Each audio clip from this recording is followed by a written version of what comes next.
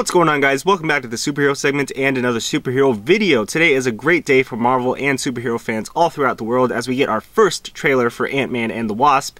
Now, even though the trailer is only a little over 2 minutes long, there is a lot of stuff shown and a lot to break down. So let's skip the formalities and dive right in. First things first, a nice little Easter egg. We have to address the music playing in the background because it's a nice little tribute to a song called Ants Invasion by the band Adam and the Ants. Super fitting, right? Anyways, moving on, we get the idea that this film is going to be playing off the events of Civil War rather than the events of Infinity War, as we hear Ant-Man asking Wasp if she would have gone to help him and Team Cap if he had asked.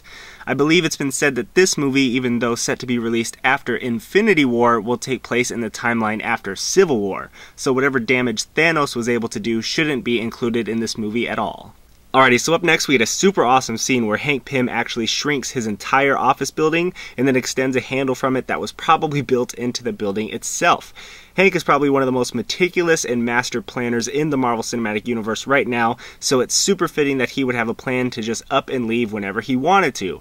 Similar to the tank on his keychain, and who knows what else he has up his sleeves. Next up, we get a look at a ship that can most likely take Hank and the team into the quantum realm, where they will look for Jeanette Van Dyne. When we first met Hank, he had seemed very hopeless about retrieving his long-lost wife, but after Scott was able to make a casual trip to that realm and return unharmed, I'm guessing Hank would have been very hard at work designing such a craft that could be used to help find her.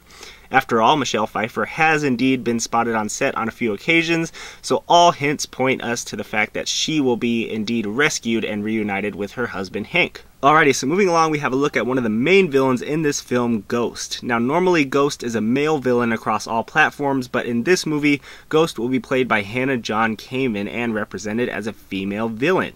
This has already created tons of controversy among internet fans, but ultimately, if she plays a great role and has a compelling backstory, I could honestly care less. I mean, a vast majority of people going into this movie have probably never read a single comic in their life, let alone know who Ghost is, so they won't know one way or the other. But for now, we pretty much just need to know that the origin of Ghost in this movie seems to have something to do with the quantum realm, and her powers will consist mostly of being able to turn herself intangible, and also things she touches intangible as well. Not sure if they'll keep things consistent with comic iterations, but if that's the case, then the suit also has the ability to hack and tamper with electronic systems in the near vicinity. But that is to be seen depending on the actual origin of this character. Next up, we get a look at Lawrence Fishburne's character, Bill Foster, aka Black Goliath, who was able to create tech similar to Hank Pym, allowing him to play the role of a hero and to grow to massive sizes.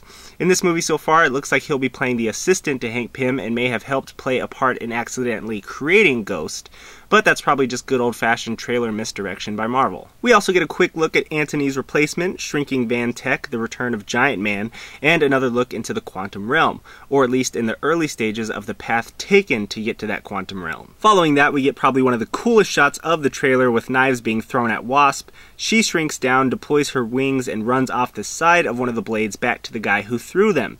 I mean, I thought the first Ant-Man did such a great job with normal-sized objects interacting with the characters, like the suitcase scene, the train tracks, the 3D model getting shot at and ripped apart, but just based off this trailer alone, I think they're definitely on track to go above and beyond the creative ideas of the first movie. Not to mention the Pez dispenser at the end of the trailer, very similar to tongue-in-cheek type humor with the Thomas the Train moment near the end of Ant-Man. But what else would you come to expect from Marvel Studios? So with that being said, that's going to go ahead and wrap up this trailer breakdown, but now I want to hear from you guys. What did you guys think of the trailer? Did I miss any Easter eggs? And finally, who are you most excited to see in this movie? Leave your thoughts down below and be sure to give it a thumbs up and subscribe if you did enjoy the video. Also, make sure you're part of the notification squad to get the latest in all things superhero as soon as it hits the fan. Thank you guys again so much for watching, and I will see you guys on the next one.